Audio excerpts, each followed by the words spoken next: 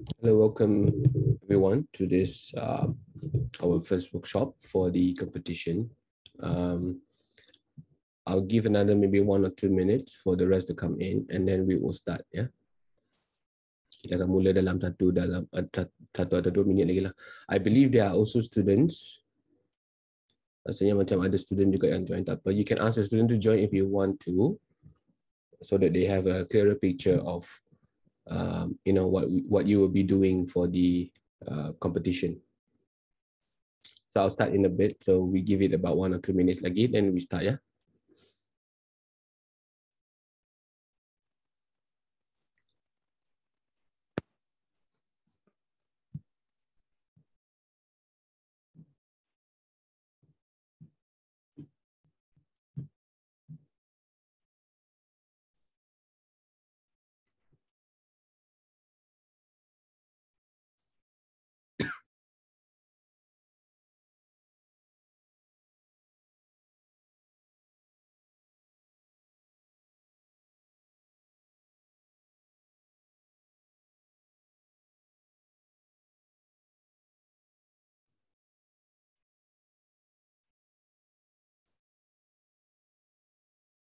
Okay, I think we can start because I don't see any more coming in. But I think those who yang masuk nanti, they will be able to join and then rewatch the video later lah. We will also send out the link to the video later, so you can also distribute to your team members so that they are aware of what's happening. So once again, welcome to the first workshop for this Game Changers MY. And today's focus will be on co-creativity and design thinking. And I believe you are here because you have registered for the competition. And I think this is a bit different. The style is a bit different. In some competition, you don't really register. You immediately submit your entry, or you submit your final whatever product or whatever you submit for judging. But in this case, we do it a bit different.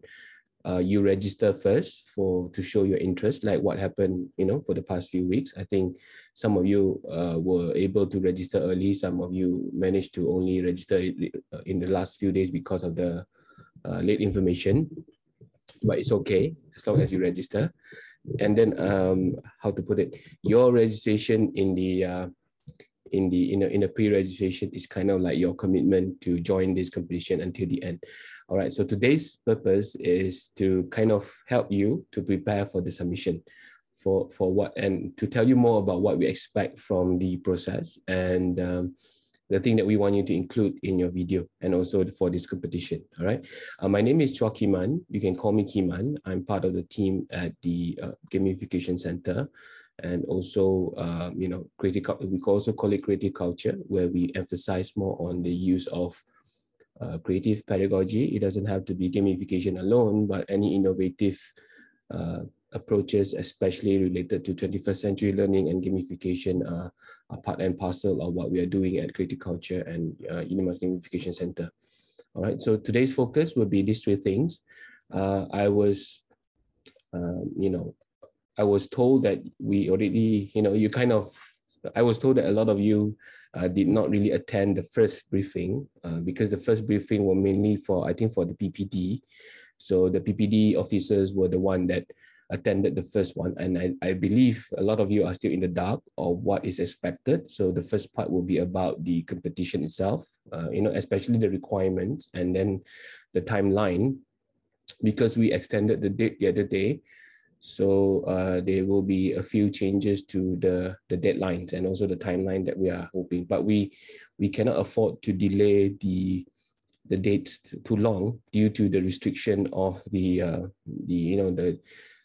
game. I mean, not the game, this competition, because we need to also deal with the financial part, because we are going to give you the money, right? And if we delay this, you might have trouble getting the monetary reward because of the grant that we are using. So we hope that you can also help us by kind of follow whatever deadlines that we have set, rather than cuba nak extend lagi lah. Kalau boleh, we try not to extend lagi the deadline.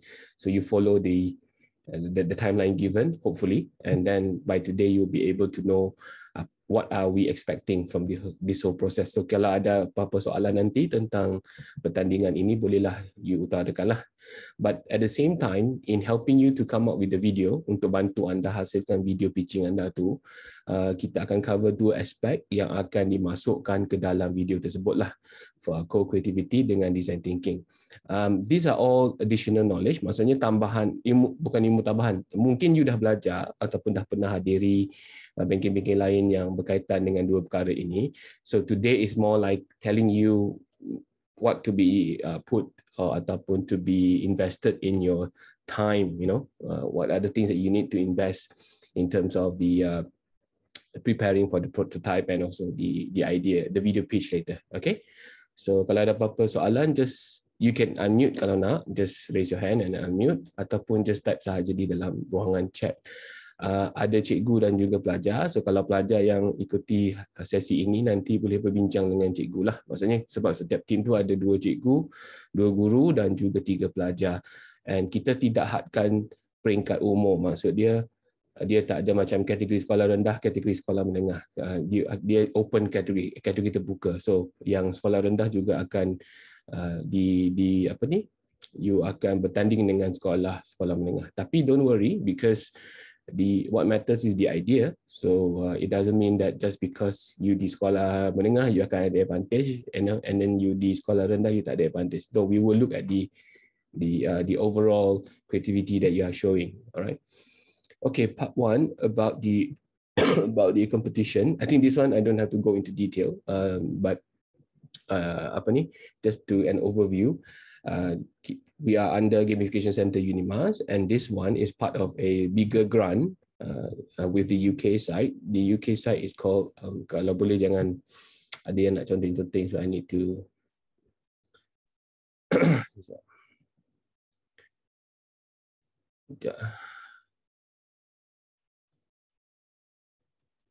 you just have to pay attention to the key things. The video, the apa ni, the PDF, the slide nanti kita akan bagi. Cuma the purpose for this session is more on, kalau boleh just focus on soalan you nak ditanya. Tak nak nanti you kata tak diterangkan masa briefing, tak diterangkan masa bengkel, semua itulah. Okay. So saya disablekan annotation dulu. Okay.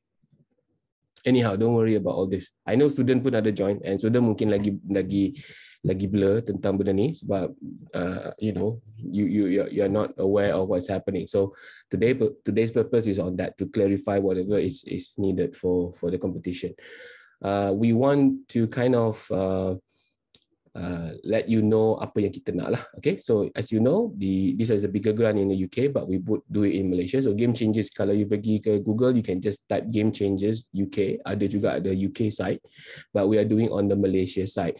So you are basically part of a bigger, you know, bigger competition. I mean, not really bigger competition, bigger group of people who are doing, who are trying to change the education system in a way by introducing innovative approaches like using gamification and all that lah. So this is part of that process, and we collaborated with the JPNS, and we only hadkan untuk Sarawak.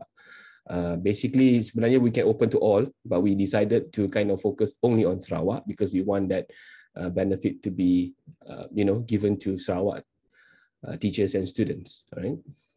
Right. So this one. This is objective. I think I don't have to go into detail. You can read it in the slide later. But the bottom line is we want teachers and students to showcase your ability to kind of show us what you can do with the innovative approaches such as gamification ataupun game-based learning lah. Alright. So these are the requirements, just in case ada yang masih tak aware. Mungkin nama dimasukkan ke dalam borang tapi tak diberitahu dengan jelas. So saya nak jelaskan di sini. Pertandingan ini hanya terbuka kepada pelajar dan juga guru-guru di Sarawak sahaja, open to all teachers and students in Sarawak only. It doesn't matter whether you're primary school, secondary school, you're from private school or public school, you are allowed to join this competition. No entry fee, right? Not free, no entry fee. Right? Let me just correct that. And each school can send a maximum of 2 teams. Kalau I think ada yang hantar 2. Ada yang hantar 2, ada yang tak, but it doesn't matter. right? One team pun okey. Tapi each team kena ada 2 cikgu dan juga 3 pelajar seperti yang sedia maklum untuk yang daftar lah kan. Those of you yang belum daftar tu mungkin tak tahulah kan. Then the key is teachers need to design the game. I think not just teachers lah, together, teacher dengan student need to design the game from scratch or take inspiration from certain game. Maksudnya from scratch ni bukanlah kata buat daripada kosong kalau tak ada idea ataupun tak mampu nak buat daripada kosong. You boleh refer ataupun ambil inspirasi pada game-game yang sedia ada, tapi kita tak benarkan you copy existing idea ataupun template. Maksud di sini copy maksudnya bulat-bulat lah kan. Mungkin you cari online, you terjumpa game yang dah dibuat di negara lain ataupun di sekolah lain, you ambil and then you just tukar nama sahaja, ataupun you hanya tukar sedikit idea ayat-ayat ke apa. We don't really appreciate that. So if possible, you try to generate your own idea, which we will go through nantilah kan, the process nanti on what we expect. You must try to incorporate some of these elements. Sama, bukan semua. Contoh kalau ada elemen higher order thinking skill ataupun HOTS, cross curricular element, yang elemen merentas kurikulum, macam you mungkin mengajar tentang sains tapi dalam topik yang you pilih untuk game yang berkaitan dengan sains tu ada elemen nilai ataupun value pun boleh. You don't have to cover all, pilih mana yang sesuai. And then ada elemen co-creativity, ni mana yang kita akan sentuh hari ni lah, right? Just a quick one. So yang ni I think yang ramai yang masih lagi tak apa clear tentang stages and timeline ni. Dia bukan kata you terus buat prototype ya. Kita tak nak you macam bukan bazir lah. Tak nak you luangkan masa buat the prototype, tiba-tiba tak sempat hantar ataupun tak dapat hantar for the final submission. Okay, so it's like this. Kita dah lalui peringkat pertama di mana anda semua dah daftar lah kan, registration of interest and workshop yang akan kita buat untuk 2 kali. Yang ni, this is the first one, and then satu lagi akan dibuat oleh Dr. Joshua nantilah. But 2 workshop ni bukan kata how to put it dah, dia bukan prasyarat ya. Dia workshop ni membantu anda untuk menyediakan video pitch tersebut. Okay, faham? Dia bukan prasyarat. Tapi kata kita galakkan at least one member from each team lah. Tapi jangan menangis kalau tak dapat hadir, sebab ada yang kata dia tak dapat hadir, dia takut dia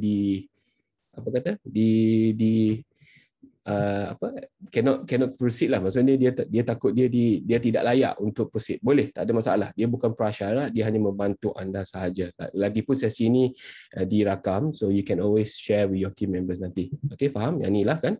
And then your registration and interest bukan submission lagi ya. Bukan submission lagi. Ni hanya pendaftaran awal to show us that you want to join. Okay, so now is the real thing. So after this workshop ataupun mungkin esok you nak start pun tak apa, you need to start working on the idea and you need to prepare the video pitch sahaja. Kena sediakan video sahaja berkaitan dengan 3 idea nanti. Saya akan terangkan lah. So dalam video pitch tersebut, maksimum dia 10 minit, tapi kandungan video pitch nanti saya akan terangkan. So apabila kita sampai ke 31 Mac nanti, 31st March 2022, you only submit the video. Okay, with the details nantilah, with all the, nanti saya akan terangkan macam nama semua tu lah. Tapi the product dia adalah video, bukan game tu lagi. Faham? Dia macam you nak jual idea lah, macam you nak jual to us, saya nak buat 3 game ni. Then the pitching. So then daripada submission yang kita dapat di peringkat kedua ini, right, from all the submission that we get in part 2, we will of course we will have a panel of jury to judge, and then kita akan shortlist 10 team. Okay? Dan 10 team ni lah yang akan buat the prototype tu secara full lah. Faham tak? So contohlah sekarang you ada 3 idea, you hantar dulu idea you, dan kita suka your idea, right? And your team wins, your team bukan win lah, macam among the top 10, then your team akan proceed ke the stage where you ni kena buat benda tu. And in order to help you to do the prototype, you akan diberikan seed fund. Maksudnya akan diberikan sedikit dana untuk buat the prototype. Boleh faham? Basically the dana tu terpulang lah, you nak guna habis ke tak nak guna habis tu terpulang, tapi memang akan diberikan kepada setiap pasukan, 10 pasukan tu. Dan buatlah apa you buat. And then contoh you dalam video you dah janjikan A, mesti buat A lah kan. Tak boleh lah tiba-tiba tukar benda lain. You have to be the same thing. It has to be the same thing. Then from the prototype that you submitted, there will be also a mini action research report. This is where the teacher and student akan bantulah. Maksudnya dah siap benda tu, cuba carilah mungkin satu kumpulan lagi pelajar ataupun another class, you just get the feedback, apa pandangan dia orang tentang game tu and all that, and then hantar sekali. Yang ni kita akan tetapkan tarikh selepas diumumkan sebab kita tak tahu lagi, tapi jangkaan kita adalah for final submission will be also 1 month, so you'll be given 1 month to prepare the prototype. Okay, nanti kita akan terangkan lagi lah, but I hope semua jelas. So yang akan hantar sekarang ni adalah video sahaja, bukan prototype lagi. Sebab ada cikgu yang dia dah stress sebab dia kata kena buat the game dah. Tak perlu buat lagi, just idea saja. Tapi kalau sempat buat tu, kalau dah ada sempat buat something, tak apalah, you tunjuklah dalam video tu. Tapi kalau tak sempat, tak perlu risau, you just show us the idea. Boleh buat dalam bentuk PowerPoint ataupun dalam bentuk diagram yang menunjukkan how do you plan to execute the game ataupun cara you nak buat the game. Faham ya? I hope this is clear. Alright, so these are the timeline. Jangkaan kita adalah everything has to be finished paling lambat pun awal Mei, paling awal, for this part lah. For yang video ni you kena hantar 31 Mac. Sebab kalau lambat kita tak sempat nak proceed for the next stage. Hopefully I think sempat kot sebab now tengah cuti kan, mungkin boleh manfaatkan cuti yang ada ni, boleh start berbincang and then plan for the video. Video dia hanya 10 minit sahaja maksimum. Kalau nak kurangkan daripada 10 minit pun tak apa. Dia tak ada minimum, cuma maksimum sahaja. Okay, and ada soalan tentang ni before kita pergi ke part 2 part 2 of this session, ada tak? Anything to ask about this competition dulu? Sebab okay, kalau tak ada, maybe saya terangkan sedikit tentang before kita ke part 2 tu, yang ni. Nanti boleh scan QR code ni. Tak, saya cuba copy. Tak pun saya cuba type dalam chat. Language boleh English or Malay. But other languages we try our best. Try to use English and Malay lah. I know some maybe are teaching in Chinese school, but we hope that you can use English or Malay because our panel of judges may not understand other languages, so nanti susah, right? Video mesti flow terus atau boleh edit? Boleh edit. You nak edit? I will. Saya terangkan. Link ni, yang link ni nanti you can go. Nanti I will share dalam Telegram group juga. Saya tak dapat. Maybe jap. Saya tengok my di sini. Apa tu? Cikgu Rahayu untuk apa ya? Confirmation ke apa? Jap. Somebody ask yang present dalam video tu cikgu atau murid semua. Kelima-lima anggota perlu, kalau seboleh-bolehnya, tak perlulah macam tak perlulah macam lima-lima tu bercakap sekali. Bagilah mungkin seorang start dengan intro, and then seorang, sebab ada 3 game yang you kena tu, so boleh bahagi-bahagi. Hello sir. Yeah. Sorry, saya salah type tadi. Saya nak tanya untuk confirmation video tu tadi kan, dia kita punya present idea sama ada melalui kita diagram dengan PowerPoint kan? Yes. Dia bukan exactly kita run game, tak, game belum lagi, kan? belum lagi. Just idea sahaja. Idea. Okay. Jadi dalam masa 10 minit. Betul, 10 minit. Okey, saya akan terangkan yang bahagian video sekarang. So untuk video, terpulang kepada kreativiti anda, nak guna slide macam yang kita sediakan ni, tapi tak perlulah ikut design ni. You can change the design lah mengikut kreativiti masing-masing. But content dia kalau boleh kita maintain sama. Contoh, kena ada title of the project, kena ada nama sekolah, letak PPT dalam kurungan, kemudian ada team name and then members lah. Suggested page 1 ni I put there macam 10 saat cukup lah, tak perlu terlampau lama. And then number 2, the learning problem. So you just have to briefly explain how did your team identify the learning problem, and then adakah you buat interview, adakah you buat observation, adakah you based on personal experience ataupun you buat quick survey. And then why do you decide to focus on the learning problem. So you ikut flow dia lah. Contoh maksudnya intro, kemudian terangkan problem dia. Contoh, you mengajar matematik, ataupun topik yang dipilih adalah matematik, dan bagi tahulah masalah yang akan diselesaikan melalui game ini. Ada 3 game by the way, you kena generate 3 game. Tiga game ni boleh berdasarkan kepada satu learning problem ataupun pecahan kepada learning problem tersebut. Contoh, saya bagi contoh, your learning problem is understanding mathematical equation. Contohlah ada masalah equation. Ada pelajar yang tak faham cara nak baca equation tu. Tambah, tolak, semua tu lah.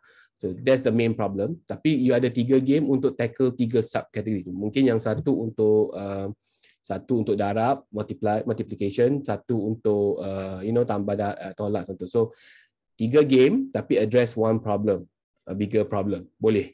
Ataupun kalau tak nak, satu subjek tapi 3 problem, which is a bit more heavy lah sebab you akan deal with 3 problem yang besar ataupun 3 problem yang kecil terpulang. Alright, so but the learning problem kena masuk dalam the video. Kemudian based on your learning problem itulah you akan do the ideation process. Again, I repeat, you are not doing the game yet. You are just doing the ideation stage. Not to say you're not doing the game. You think about the game design, but you are not creating it lagi. Faham? Untuk peringkat ni, kita just want to know your idea sahaja.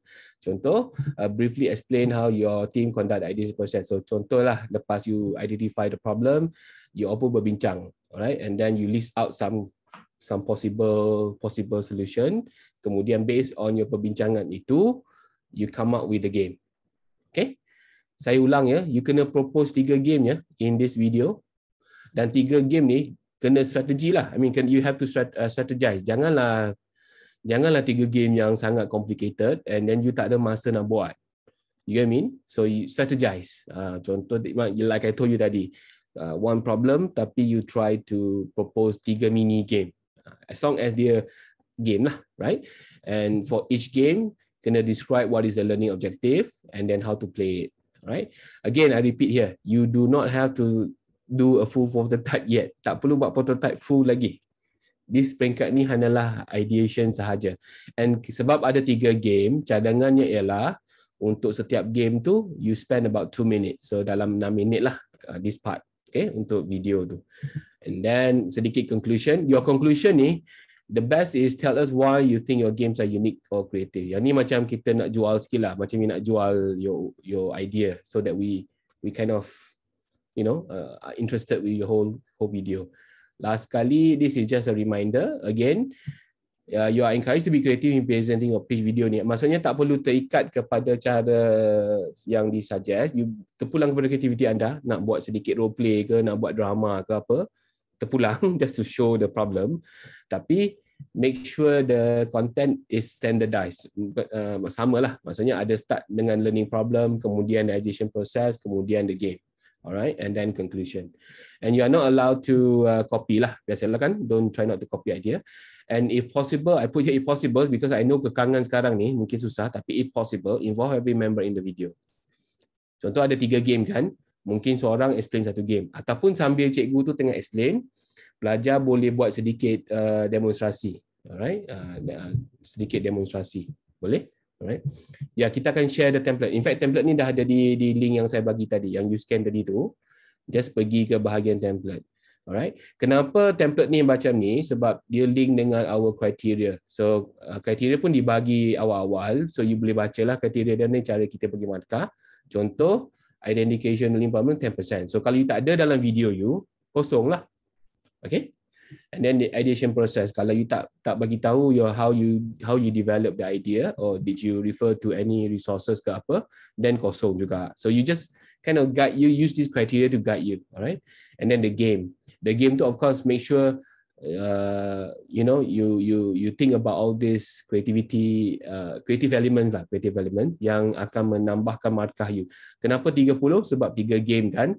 So roughly dia dalam 10 markah per game lah. So kalau 3 game you okay, you dapatlah 30 markah. Contoh, right? Then presentation adalah bergantung kepada video anda.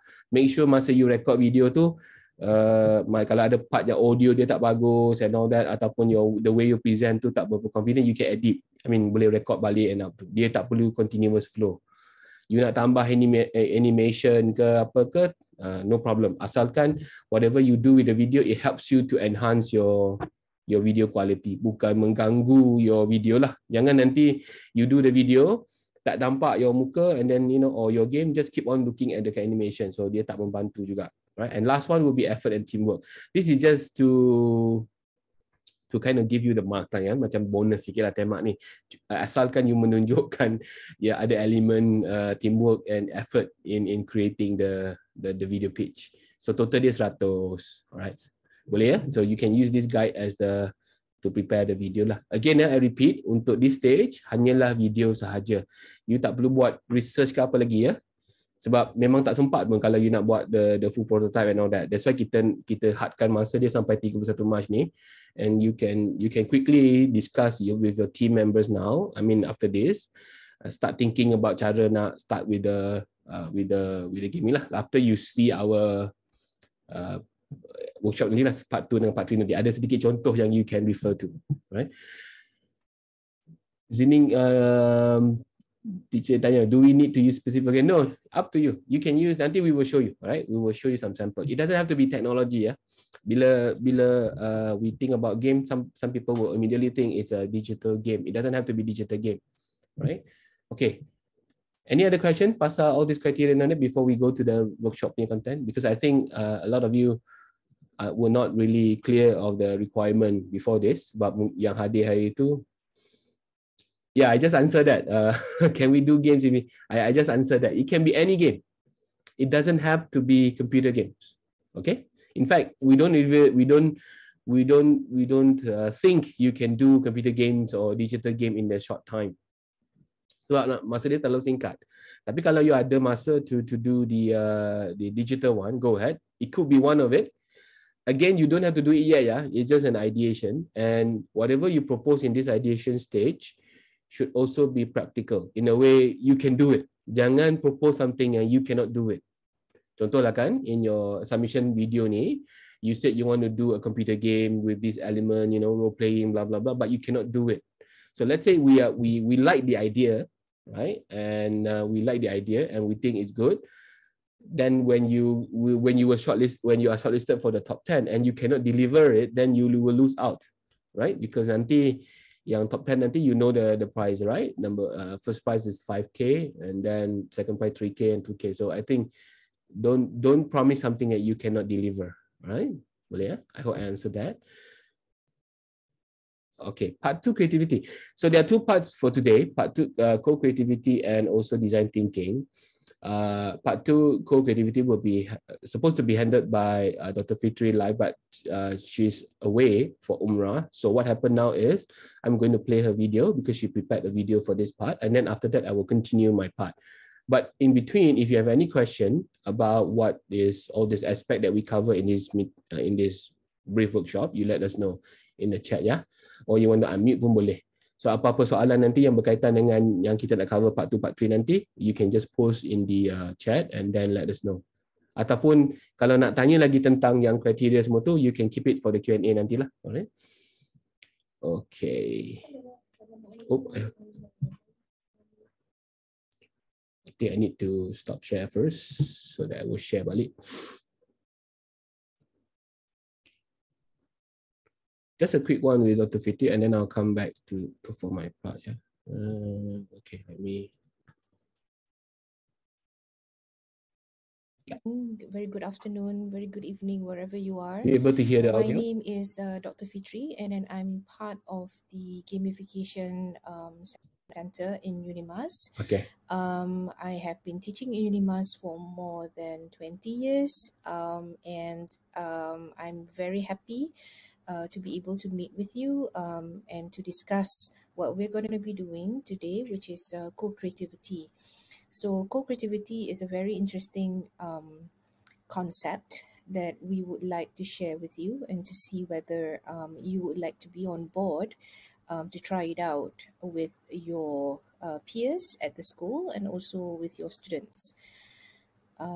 Today's agenda is that I'm going to introduce what we're going to be doing and who we are, okay, and essentially to talk to you about what co-creativity is, and we're going to do a little bit of an exercise which is called How Might We, yeah, How Might We, and then the end would be the summary of the session.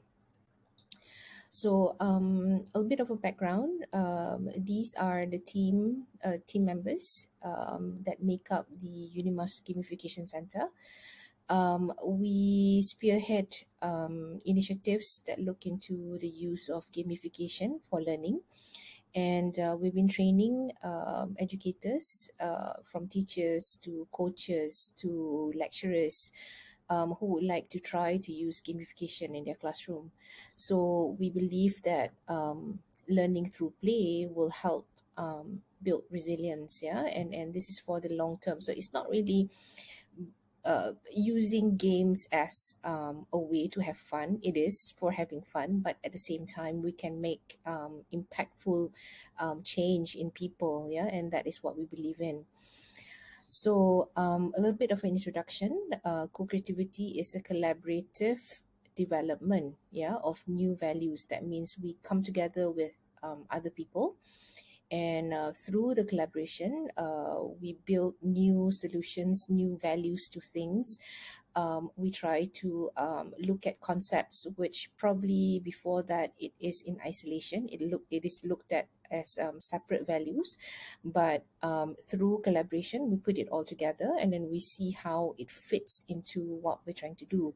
So we look at really a way to prioritize what are the values that we would like to incorporate, yeah, in our instructional delivery. So why is co-creativity important? It is actually a very hot trending topic, yeah, an approach which is now being used in the industry. The reason why it catches on quite quickly is because people realize that there is this 1% rule in any community that we are in.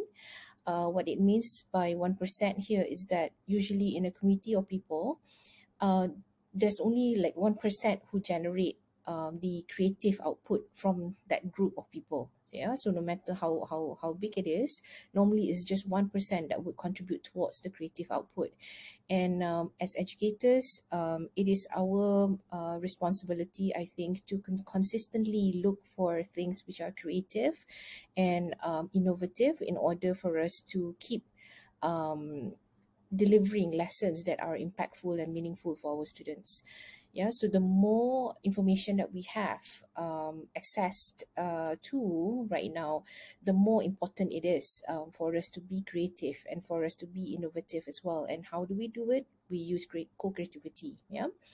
So it's not about one person doing everything. It's about getting the right people in your team and to be able to collaborate with that team. So it's not like one person holding the responsibility for the co-creation, but rather the collaboration between different people, and to be able to use that to come up with interesting solutions or values, yeah, that we can utilize for our teaching. So these are the phases in co-creativity, which is the collaboration itself, which means that you need to pick the right people to be in the team. The second bit is where you start to tinker. Tinker meaning you start to do things, to try it out, yeah, and to see whether the ideas would actually work. And next would come to we come to the co-designing, meaning that you construct something collaboratively. Yeah, you come up with the design for the whatever innovation that you want to come up with, and then from the co-designing, then you try to test to see whether it works. Yeah, and every project must have an end. Yeah, so that's the reason why the last phase is called submitting. Submitting meaning you send it to people to see if it works, yeah, with the target group that you want to address. Yeah, so that is what is most important in co-creativity, because it would not be useful to anyone if nobody tries it. Yeah, nobody gives you feedback, nobody gives you any input in the way that they are using the innovation that you have created. Yeah. And how co-creativity began, actually it came from the industry. Yeah, because people are constantly looking for new things to put in the market new services, new ways of trying to what do you call it, economize, the knowledge. So in the industry, it focuses on the audience, meaning that who is going to buy the product. If you come up with a new product, who's going to buy the product, looking at customer interests. So all these things are you can see it from what you call it, the products that you are used to, whether you realize it or not. Like for instance, Nike has transformed itself many times, because they listen to their audience, they listen to people who wear Nike, and they get feedback from their customers, and that's the reason why you see Nike products are constantly being upgraded over time. They also use customer knowledge, in order to make it better. That, like what I said just now, the feedback, the input from the customers are very important, because that would tell you the kind of things that people would like, people would carry forth with, or things that they don't like or they don't prefer, or they've used it for so many years and they want something else, all those things. So all that is feedback, and it makes us think a bit further as to how we can elaboratively accelerate the design, the new designs for new products. Keeping an open mind, this is also very important in the co-creativity process, because we cannot just rely on things that we know. There will be chances of, when we are collaborating with others, that we will find others would have ideas that we may want to consider. We may want to consider in order to run, the innovation. So keeping an open mind is very important, because it helps us encourage this process of ideating. And the last bit is on the reaching out continuously, meaning that we don't stop after one product. You continuously want to build your portfolio and to be able to do better. So how does this translate to the school? How do we translate to an education institution? First of all, our audience is our students. So get to know your students. Find out what exactly they need, what are the things that they feel is problematic or challenging for them, what interests them, and what are the things that they know already from previous what you call it, classes, prior knowledge. All these things are going to add up to the way that we will understand our students. So all this actually is what we call in the design thinking process is empathy. We try to understand as much as possible where the students are coming from, and keeping an open mind. Just like the industry, we also have to keep an open mind as educators, because there will be things that perhaps we're not familiar with, we're not comfortable with, we're not exposed to, but students are already aware of all these things. So and the last bit is also reaching out continuously, and this also happens with our classes as well.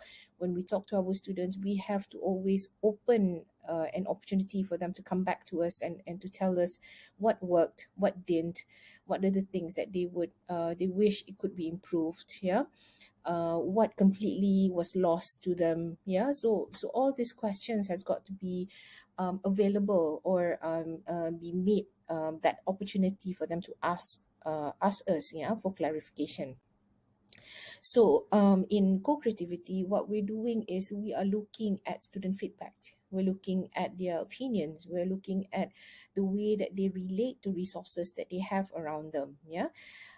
Sometimes because of the exposure to different types of information, there are students who are very bright, and they could actually bring a lot of input into the classroom, something which perhaps we ignore because we what do you call it, maybe it's not our priority to incorporate student input into our lessons.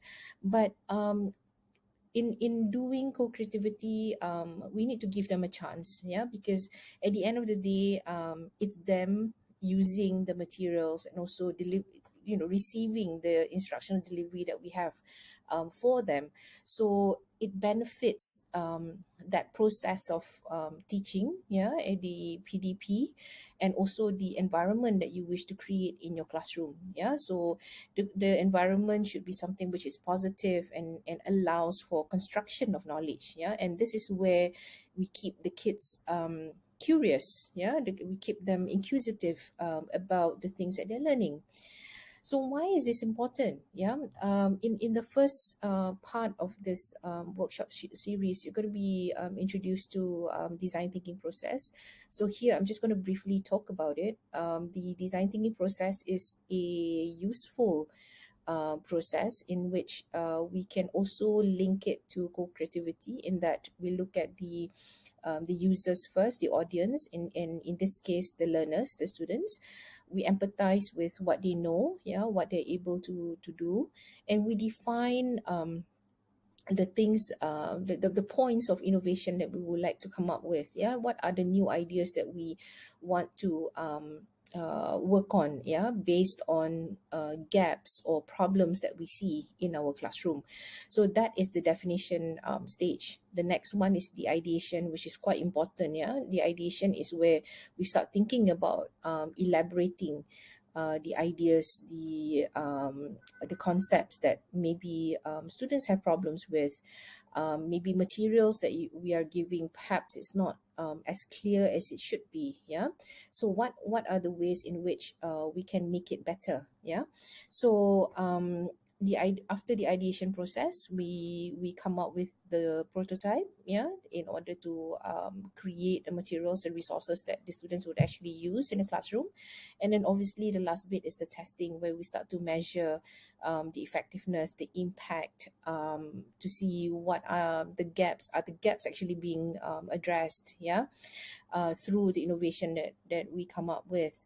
So that's generally the design thinking process. And keep this in mind, the 5 steps here, because we are actually going to use this in using the co-creativity approach. Yeah, so I'll start to show you how to do it. Yeah, so I would like for you to think about what is the most challenging issue that you face in your classroom, and I would like you to focus on the learning challenges. So if you can take a piece of paper, just scribble what comes to mind, and write them in the chat box. So someone will pick this up and will respond to you. Yeah, so what are the challenges that you are facing in your classroom?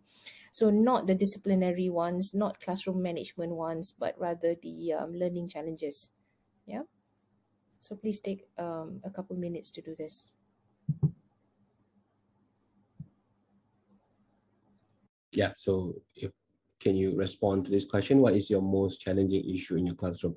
That from teacher point of view and also from student point of view lah, kan? Apa masalah yang paling mencabar sekali bila dalam kelas? Okay, maybe you can type in the chat.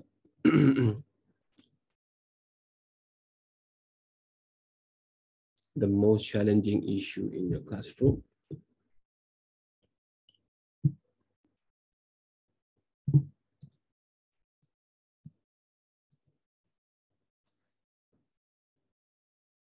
Just type in the chat, yeah. You don't have to go to other platform.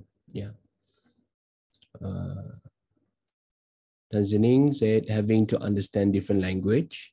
Okay, that's quite true. Sometimes in the class you have to switch your brain from one language to another. Mencabar juga kan. And then short attention span, that is quite true, especially among the student. Kan, nak bagi murid faham, terutama perkara yang abstract, betul. Some students doesn't understand what teachers taught even after explaining. Yeah. I think not just student kot, cikgu pun sama. Kadang-kadang kita terang berkali-kali pun kita pun tak faham sebab different interpretation. It's normal. We are all human anyway. To assure the student understand what they learn, memahamkan sesuatu konsep untuk memberi kefahaman kepada mereka tentang teori, especially science kan, sangat abstract. Teaching technical terms when pupil memory are quite limited, especially year 1 and 2, quite true. Tarik perhatian Yeah, I think I like that, tarik perhatian, especially in I think it's across ages lah kan. Kalau in primary school there's a different challenge to tarik perhatian, in secondary school another different challenge, and it's also related to lack of interest in learning and remembering. Yeah, quite true. Any other challenges that you would like to share, ada tak, to help them speak their ideas? Yeah, ada yang ada idea tapi tak berani nak bercakap, alright, or doesn't know how to, they don't know how to say it out. Penggunaan ayat yang spesifik dalam penerangan, terutama dalam subjek sains. Yeah, quite true. I mean, that's the thing about testing juga kan, ataupun assessment kan. They may know the thing, but then if they don't use the right term, then they don't get the marks kan. Contohlah kan, this is like salah satu cabaran dari segi penilaian juga. Okay, I think you can keep the idea coming. Type saja di chat. I'm gonna play sebab takut nanti tak sempat. But I think Dr. Fiti has given quite a lot of time here. Falling asleep. Yeah. Okay. Lots of homework I think can count. Yeah, lots of homework. I think that's the dilemma juga kan. Ada parent yang kalau kita tak bagi homework dia bising pula kan. Ada yang kalau kita bagi dia kata banyak pula homework kita bagi sebab bukan not one subject, there's so many subject to be learned, and bagi pun salah, tak bagi pun salah. So okay, if you're done, you can let's start continue with typing Dr. Fiti in dulu. the chat box. So someone will pick it up and respond to you. Yeah, we're gonna have a compilation of all this learning challenges. But I'm going to show you one that we will focus on, which is on science. Those of you who are teaching science, I think you are aware that in the teaching of science, we would like to have students reach the conceptual change, yeah, in the way that they learn science, and that they are exposed to systemic understanding. So conceptual change, what is it? It is actually the way that they will extend what they know. Yeah, they will argue about the validity of the things that they know. Yeah, and they will change or adjust what they know to the newly learned concepts. Yeah, so in science, this is, I think, what makes people want to discover new things all the time. Yeah, because science allows you to do that, to have all these questions that you will essentially test to see whether it works or if it doesn't. Yeah. The second bit is the systemic understanding, which means that by learning the small parts or the small topics in science, you're able to relate it to a bigger picture. Yeah, to see what are the global problems that may be in sync with what you're witnessing through the science topic that you're learning right now. So science has many opportunities. It gives a lot of opportunities for students to argue their positions about their knowledge on something. Yeah, so in this case, I want to take you to think about how students learn the photosynthesis process. Yeah. And let's take an example. One of the learning challenges that you are facing, those of you who are teaching science, is that students didn't understand that photosynthesis process. Yeah, so just a recall, yeah, for those of you who may not remember what the photosynthesis process is, especially those who are not teaching science. So the photosynthesis is where plants, yeah, make food out of the water, the sun, yeah, the solar energy. Yeah, so one of the most common misconceptions is that a lot of students believe that a plant eats by its roots. Yeah, because it's, people are always showing that the plants have roots like this, and that they take their nutrients from the water, yeah, in the ground. So plants are not viewed as an autotrophic organism, yeah, which is essentially a mistake. Yeah. So an autotrophic, for those of you who are not familiar with the term, it is that it is able to produce its own food, yeah, using light, water, carbon dioxide, or any other chemicals. So it is not an animal, yeah, plants are not animals, and that they can actually produce using, you know, all different parts of their what do you call it, their existence. So it's not just eating, you know, through what is available to them in their roots. So another misconception I want to share with you is that people, a lot of students actually think that plants do the reverse breathing. I think this is very common, yeah, in that people will say, oh, what happens in the photosynthesis is that the plants would actually inhale CO2 and then they will exhale oxygen. Now, plants convert the CO2, yeah, and water to become sugar and oxygen. So it doesn't really breathe in and breathe out, yeah, which is a wrong conception. So the photosynthesis, because it needs energy, yeah, it needs the sugar to work its magic, yeah. So the plants chloroplasts are the ones which absorb the solar energy. That's why it happens when the sun is out, yeah, it absorbs the solar energy to fuel these reactions. So from these reactions, that's how they come out with the sugar and also the oxygen, yeah, how the plants actually convert the CO2 and the water to become sugar and oxygen. So if you ask you know, at random your students, perhaps these are some of the things that they're not even aware of, but they will just summarize it to see that, oh, plants perform the reverse breathing, you know, they inhale CO2 and they exhale oxygen. Yeah, so this is one of the things that has been going around, and it needs to be addressed, yeah, in the classroom.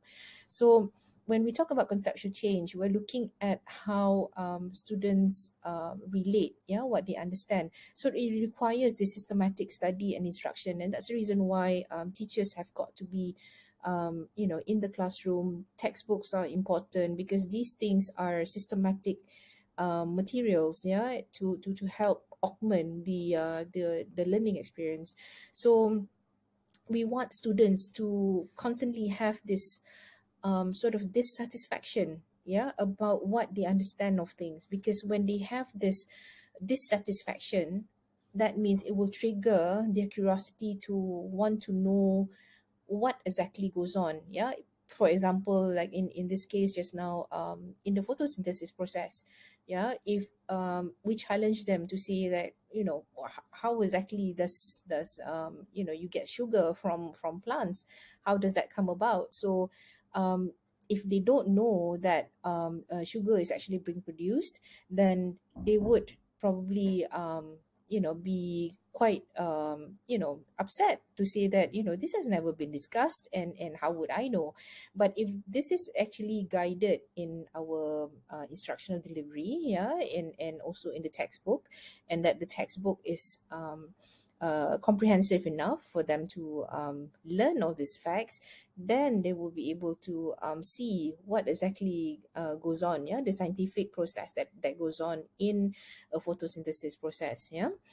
So the openness to that conceptual change is very important to enable cognitive growth, yeah, and that's the reason why we want students to learn as much as possible, and to be curious all the time, yeah, because this enables their cognitive growth to happen, and to fuel further scientific inquiry, yeah, in different stages of their learning. So when we're doing co-creativity, we are actually triggering the collaborative innovation. So it is not just teachers and teachers, but also teachers and students. How do we capitalize on the interaction and relationship, yeah, between teachers and students? Because sometimes when we don't see points of view from the students, we may perhaps do not see their point of view about understanding something, yeah. So how do we enable that? If we use co-creativity approach, we will be able to open that opportunity for them to want to learn something new and to innovate with you, yeah, guided through your instructions, yeah. So as I mentioned earlier, if the student becomes dissatisfied, yeah, with the prior knowledge that they have they have acquired from lessons. Yeah, if that is the case, then they will ask the why and the how. Yeah, they will ask for clarification, they will ask for justification, they will challenge to find alternatives, for instance. So this is the trigger that enables students to become critical, yeah, about what they're learning. And that is what we want in our students, not just being fed with things in the textbook, but rather to use what is given to them to be able to elevate the inquiry to a higher standard. Yeah, so essentially that drives towards an openness to conceptual change, yeah, throughout their learning process. So when how do we do this in our students? Yeah, I was talking about collaborating with students. How do we do it? One way is actually to use this exercise called how might we. Yeah, how might we session. So you can have like a big piece of mahjong paper, invest in some colorful sticky notes, and then get students to sit with you and to write down all the things that come to mind. It's brainstorming really, yeah, and to find if there are any ideas that they have, yeah, based on the the conceptions of what they understand about something. So say if you want to focus on that comprehension gap that we saw just now in learning photosynthesis, so maybe you can get them to talk about what they understand first, and then work your way from there. Yeah, and ask them like what are the best ways for them to actually understand that plants do not breathe, yeah, like animals. Plants actually convert, yeah, the CO2, and then how do they do that? Yeah, what are the ways in which they are able to do that?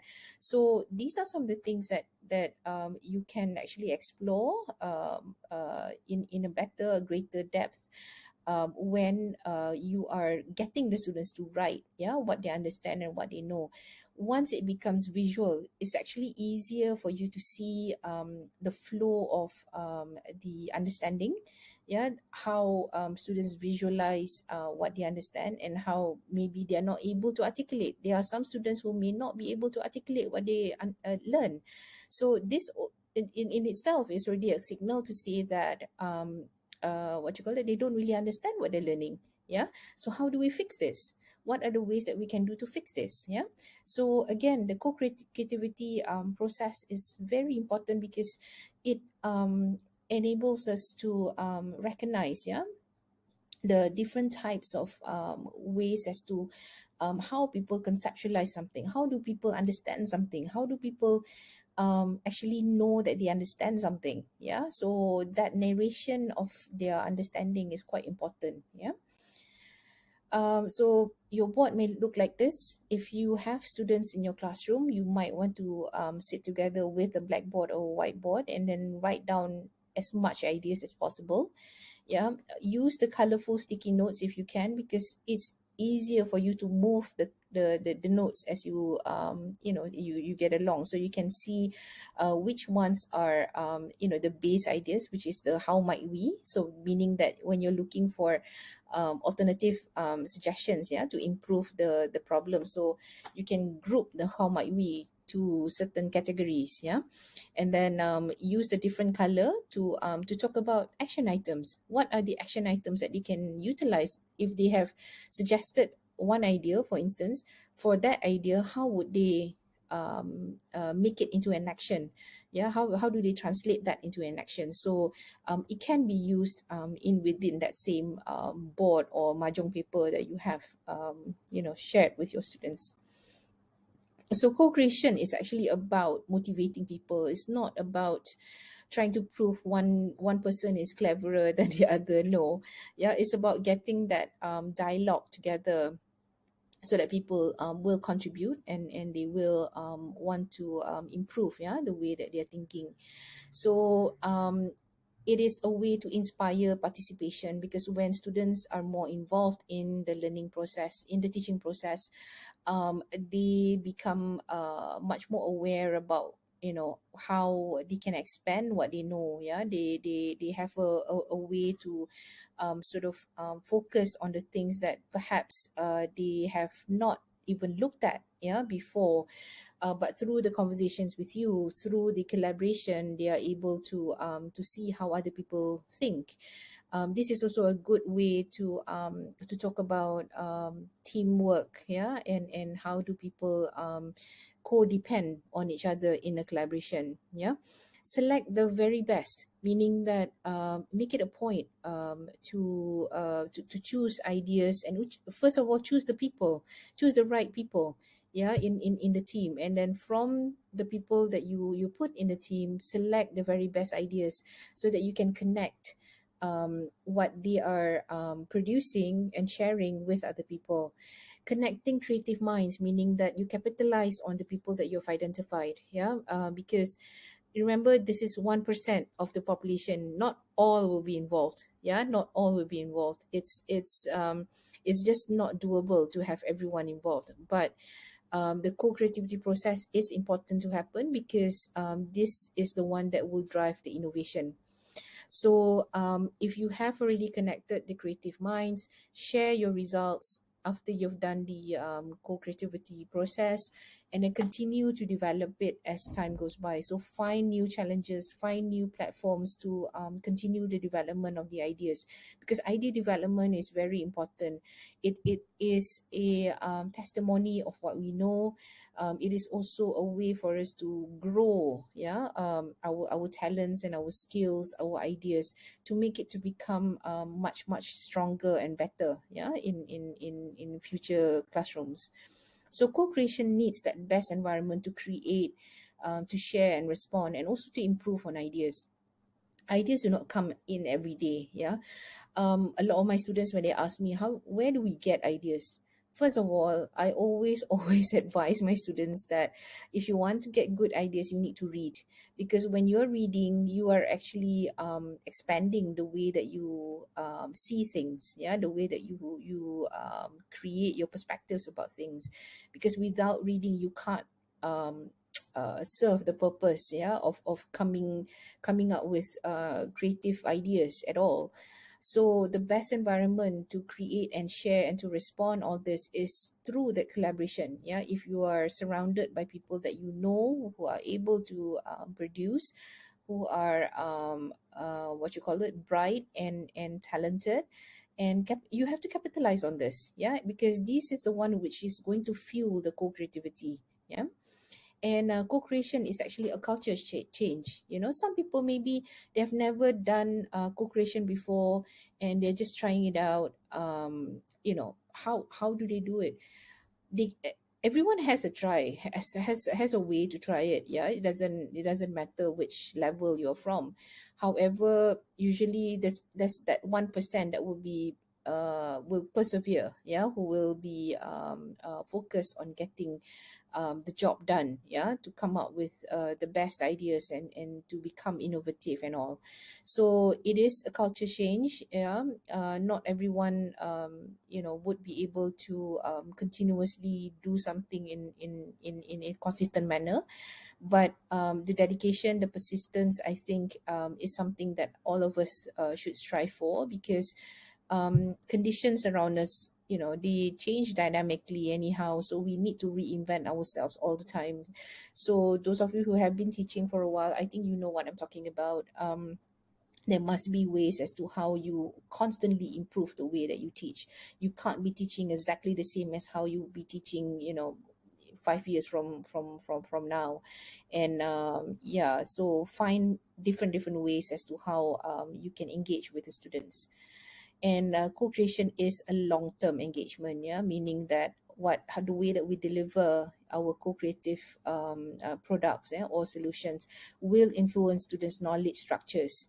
Yeah, because when the teaching is focused on interrelated facts and concepts instead of isolated facts, students would be able to construct correct relations between them, yeah, between the scientific concepts. So how do we do this? We need to be able to make good decisions as to how or which ones are going to be beneficial for the students. Yeah. And I think that's it. That's all that I have. Thank you very much for listening. And if you have any questions, please put your questions in the chat box, and someone will pick it up and answer your questions. And thank you again for your time and for your attention. My name is Dr. Fitri, and I hope to see you again soon. All the best. All right, so that's the part from Dr. Fitri on co-creativity. Any question on co-creativity before we proceed? Ada? Okay, so co-creativity yang dimentioned earlier Dr. Fitri just now, it's one of the component that we want to see in your participation for this competition. Of course, how to put it, you don't have to demonstrate to us that you are, you are using co-creativity because you only have 10 minutes video.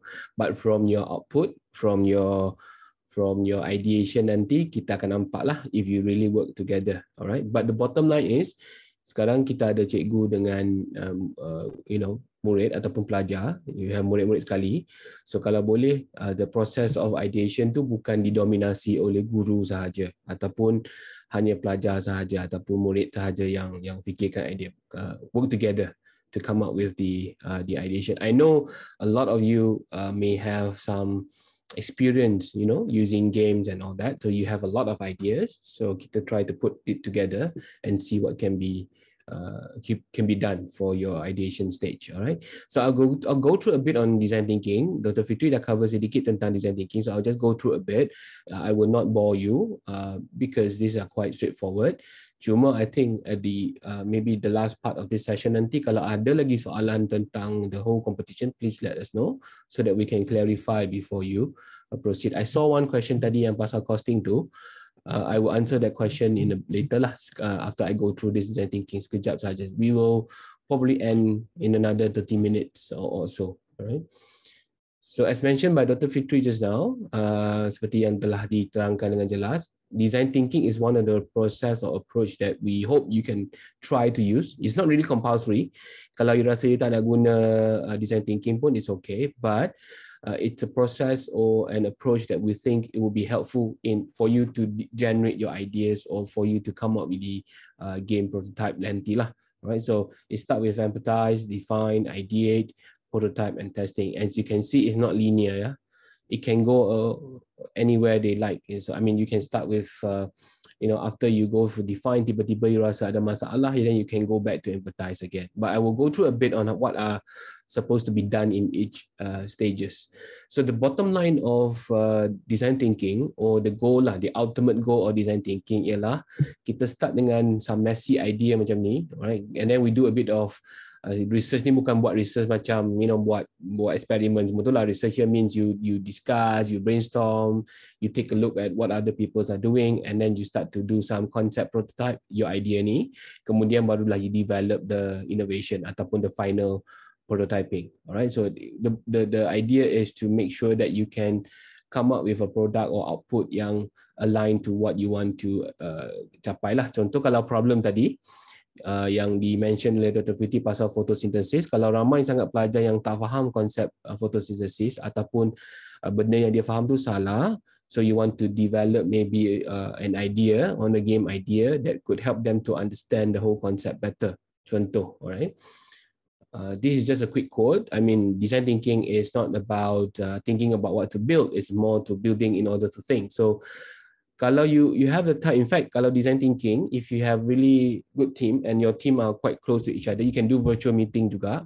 If you keep on thinking of idea and you build it and then you test it out, you'll be able to think what will work, what will not work, rather than you wait for the final, perfect product or the final idea that you think will be useful. Dia jadi macam it's a process of fine-tuning lah, kan? Fine-tuning your idea to make it better from time to time. Not just like you spend so much time thinking and then you just do one thing, right? And then that thing may not be working or the prototype may not be working. But if you do it quite fast, rapidly, like you have a lot of prototype to test and then you keep on testing, oh, this one not so good, I will change this part. This one not so good, I will change this part. Then your product become better or your output become better. Product here means the output lah, not the thing that you sell, but it's the output, like your games or your whatever that you want to do, right?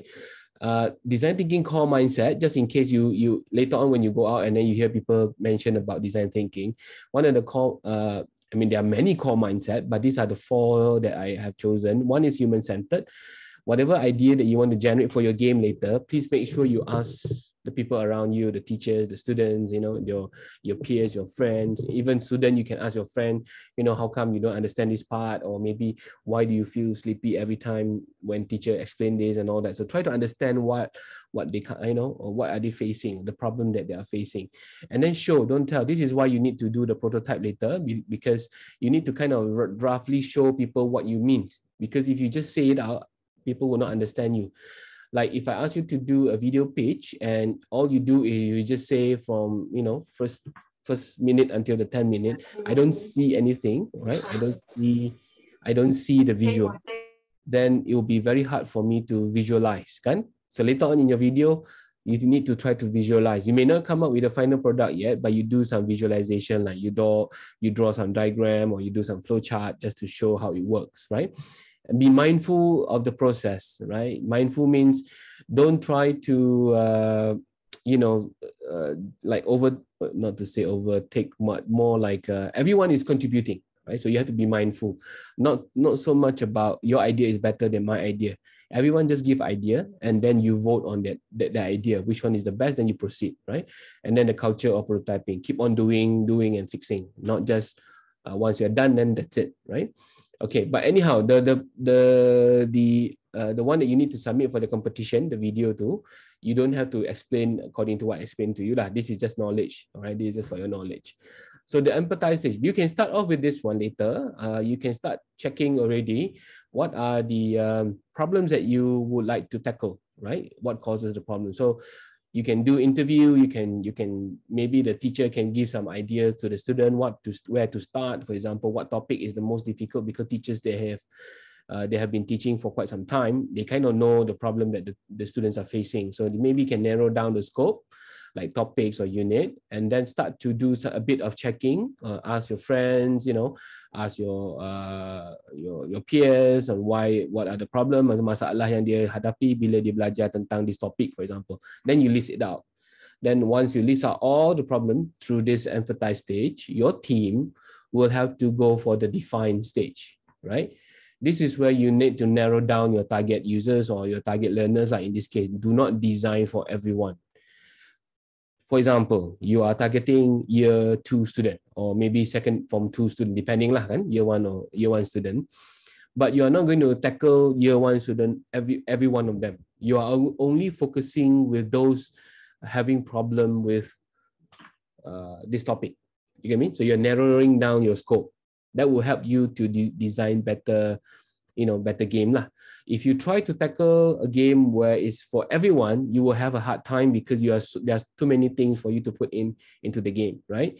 So you need to be very specific at this stage already. But you can interview more first, meaning this stage ni, you can tanyalah ramai-ramai, tak ada masalah. But when you reach the second stage, based on the list that you have, you narrow down, right? Narrow down. There's a storytelling here. The strategy here is, if you find something interesting, like what was mentioned by Dr. Fidri tadi, how might we ni? So you can tell the story from that point of view. Contoh, you interview one student in year 2, and he had really serious problem understanding photosynthesis. Mungkin dia tak faham konsep the conversion of you know, this solar and all that. Maybe lah kan, I'm not sure. I mean, year 2 maybe too young, but after you interview the person and the person tell you something that you have never heard of, mungkin dia daripada perspektif dia, photosynthesis ni macam ni, right? The way he understand it differently. Then when you go back to your group, right? Like when you tell this to your group members, you have to tell it in a way that, you know, all the details, so that your group member will also list it out and then give their own view on what was happening. Maybe ada masalah di beza kefahaman di tak dapat beza antara carbon dioxide dengan oksigen umpamanya. So what happened here is you just put up whatever you have, you know, gathered, right? And then your team will have to narrow down, right? It says here use a persona. Another example ialah you change your role. You could be in form 2, right? You could be in form 2. and then you are a student, but then you can change your persona into some a student who is in Form 1, for example. That's one example lah. Ataupun cikgu, right? You have been teaching for 5 years or maybe more than that.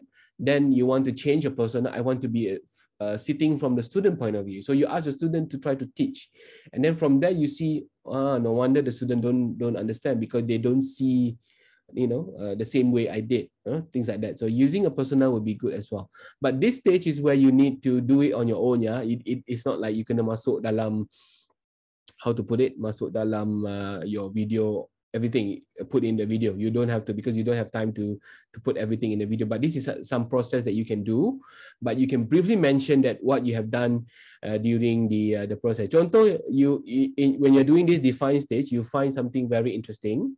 I mean, when you interview another, you find something interesting, you can include that in the video, right? So in the video, you can say, we found out that one-liner before you decide the learning problem, right?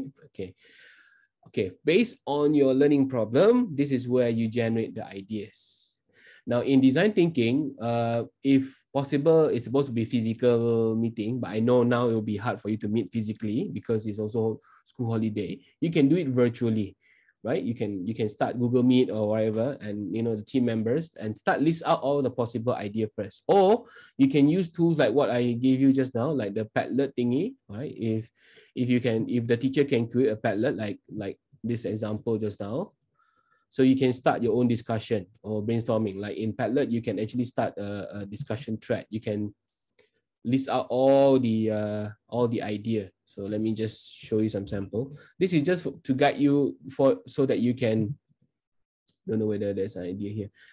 Yeah, this is a sample where you start the topic, and then you can just ask students to come in and type in your idea. My idea is, so just say, I think we can use blah, blah, blah. Okay, just publish. So the student can also gather all the ideas using Padlet. If you cannot meet physically, if you can meet physically, that will be better because you can use the, all the mahjong paper and all that, and whiteboarding and all that. If you can't, then this is one process. All right. One sample that we did the other day was like, for example, this one with the team. You can see how different ideas. Not this one, I think. Was it this one? Oh yeah, this one. Yeah, so you can organize, like you can see here, the ideation of the game down here comes from some games that I put in here. So for example, I want them to use Among Us as a guide. So they generate other ideas. So the game may not be Among Us, but they draw the concept based on the Among Us. Or the game is Connect 4 originally, but they use it to teach something else, right? But you use the same mechanics or same concept, same element. It can be done that way. Bottom line is you try to find a way to do the ideation process ni, kan? Buatlah cara apa pun. Kalau you dapat jumpa lagi bagus. Tapi I think now because it's physically, very hard, very challenging, because you cannot really meet face to face. But if you can, that would be good. If not, then you find some virtual platform to do that. Okay, so you need to report this a bit in your video.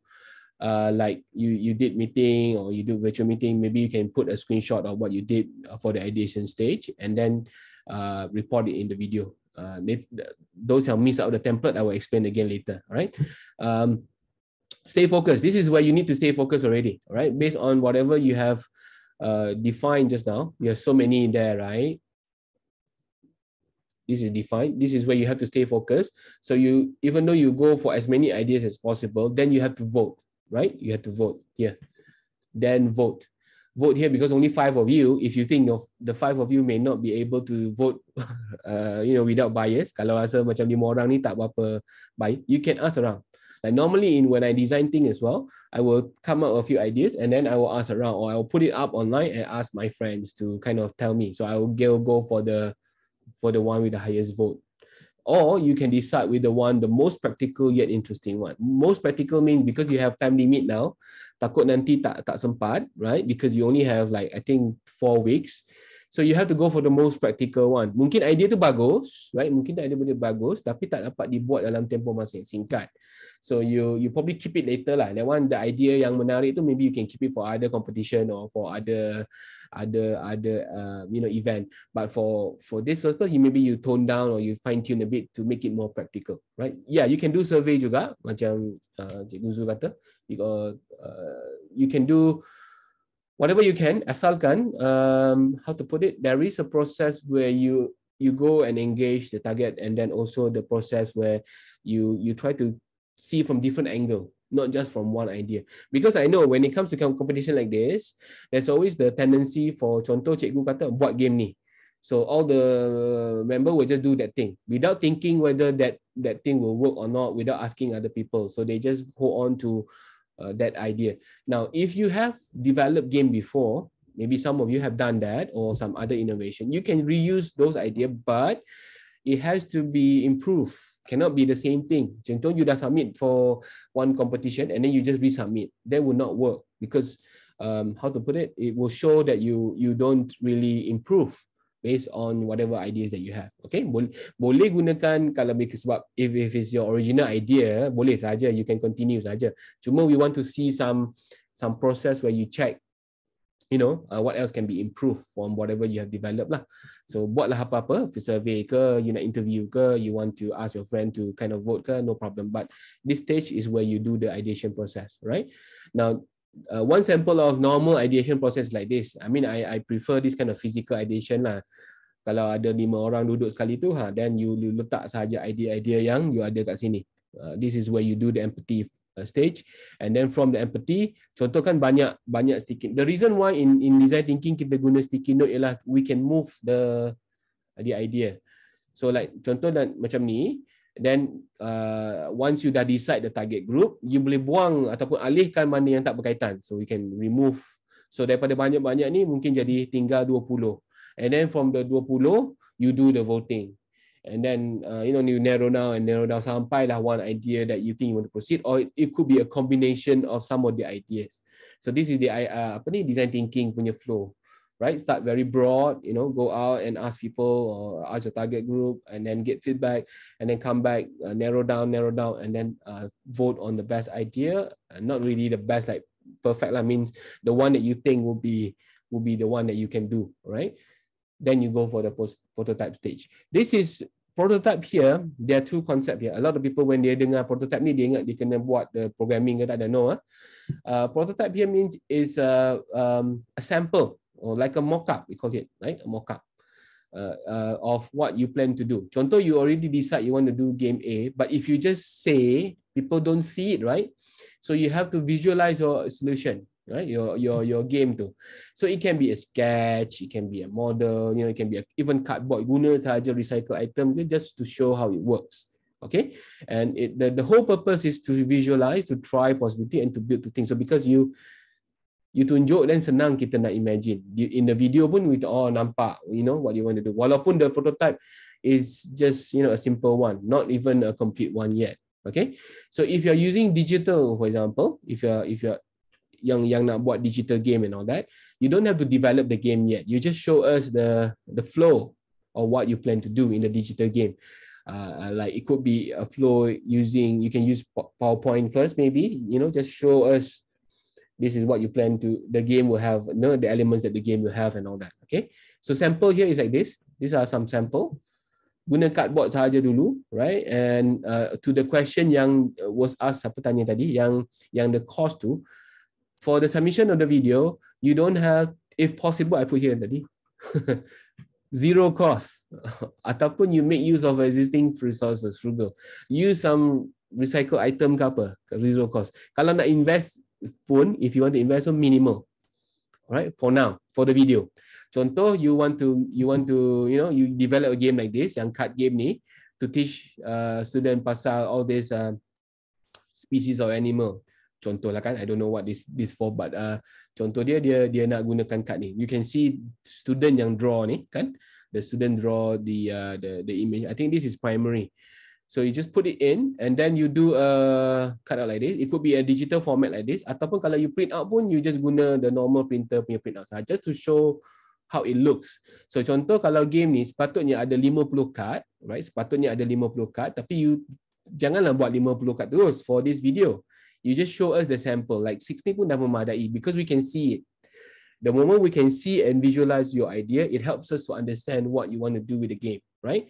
Then, so based on your video pitch tu, kalau kita rasa oh game ni menarik, bila you masuk ke dalam shortlisted yang top 10 tu, barulah you use the money that we will give you to do a proper card lah.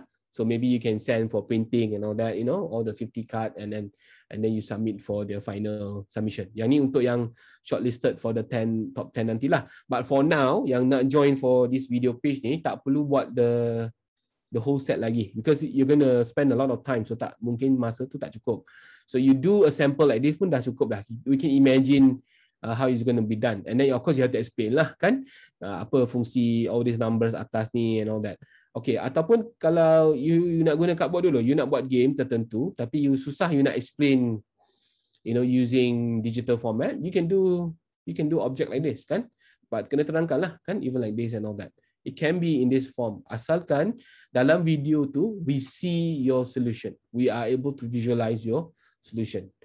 Yang buat digital, of course you can use digital. Yang ni contoh dia guna slides, right? PowerPoint slide. So just show it, demonstrate how it's done. And of course this is for I think maybe for kindergarten or primary school. You can also visualize it using this kind of method. Tak semestinya in the physical form for the video. All right. Testing. At the moment, you're not required to do testing, but in design thinking, after you have done this prototype sebenarnya, then you have to go at least one round of testing first. Get some feedback, and then improve your prototype, and then test again.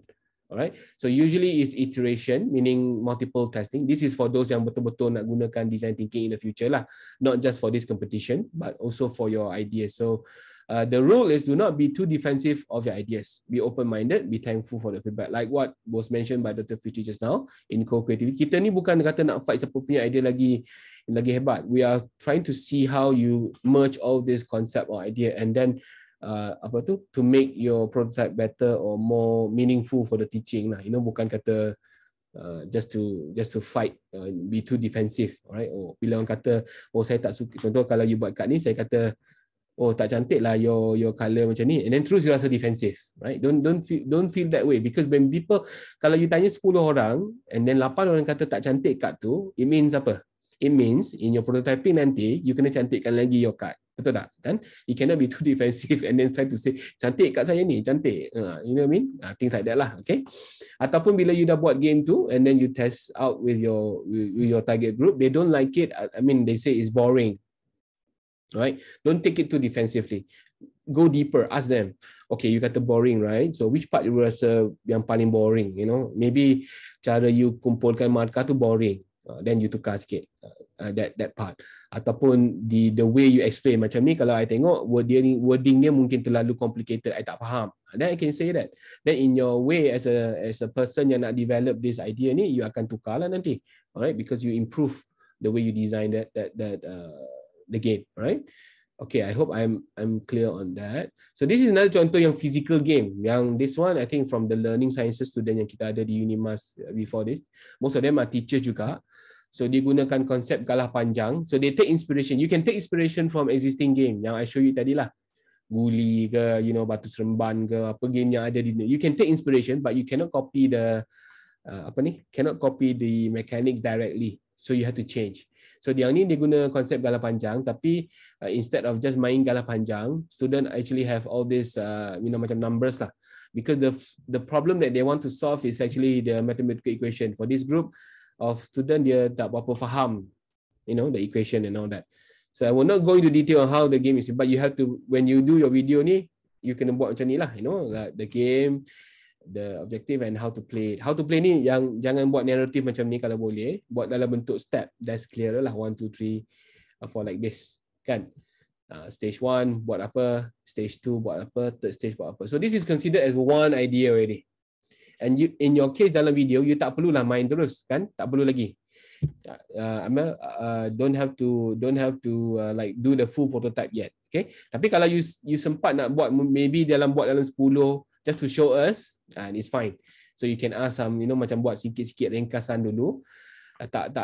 Not the full prototype. You just do it for the sake of the video pun boleh. Alright?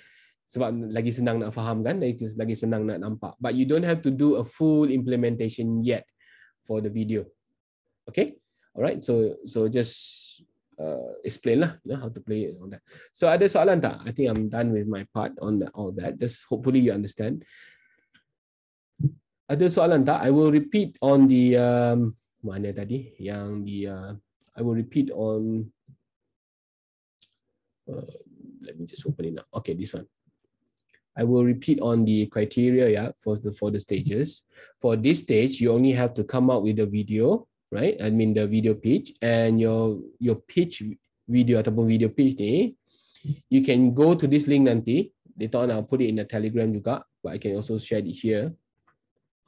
Kalau nak, just go for this video template here in this case. So use this as a guide only. You can use your own design. You want to do different types of video. It's up to you. And then you must have the learning problem, right? You must have the learning problem. And then explain a bit how you come up with the ideation process. Contoh, you did some research or you interview people and all that, and how you generate the ideas. And then the games. I think this is the most important part. This is the part yang I think you need to spend more time. Propose 3 game. Again, nampak ni, idea and mock-up sahaja ya, bukan the full one. And the apa tu? The estimation is about 2 minutes per game lah, kan 3 game kan. So dalam tu ada 6 minit lah. Then a bit of conclusion. Conclusion ni macam ending tu to tell the judges or to tell the panel why your game is unique or creative. Dalam 10 saat, 40 saat pun cukup lah. Tak perlu panjang. Okay. Alright, I saw some question. The video pitching doesn't necessarily have to be slide or part. No, doesn't have to. Kalau you think you want to do it, how to put it, in a dramatic form ke apa, no problem. But contoh, kalau you buat dalam bentuk drama umpamanya, ataupun how to put it, not drama lah, role playing or you talking in the school setting. But the keyword tu keluar lah on your video. Kan, you buatlah guna some video editing tool. Contoh macam ni, bila you sebut tentang learning problem, then the learning problem wording will appear. Right, and then bila you sebut tentang ideation, the keyword will appear. The keywords will appear lah. You don't have to use slide if you don't want to. Slide is the easiest actually, kan? You can use Canva or whatever and all that. It's the easiest way to do it. But I think because we don't want to limit your creativity. If you think there's better way of showing it, right? You nak buat sedikit, sedikit sketches ke, dramatization ke, boleh. Up to your creativity. Okay. I hope I answered that, Zul. And then Elaine tanya, the first page need include Unimas logo and all those logo as shown. No need actually. Not really.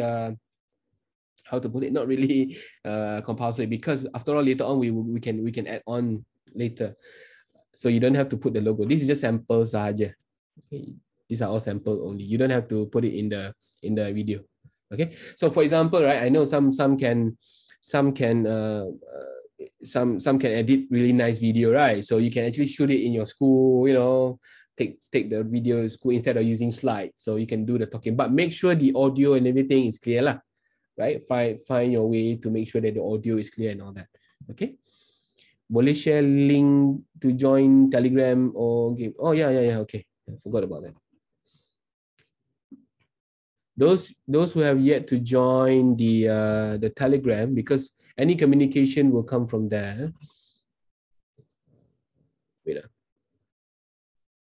where is it? Game. Oh, this one.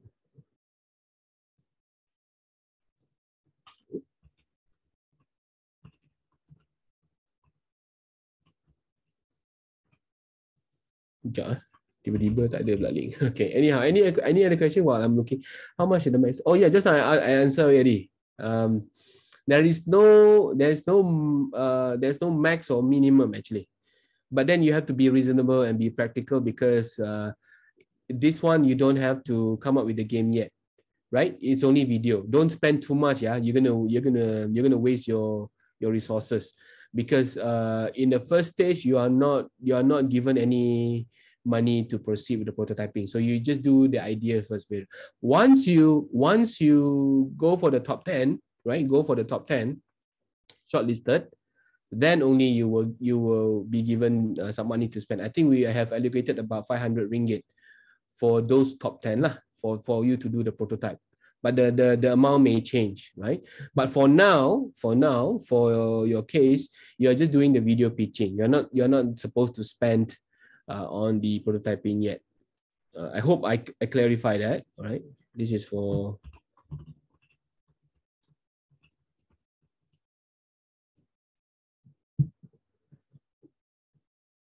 If one, wait, let me say, mean each pupil is, wait, okay.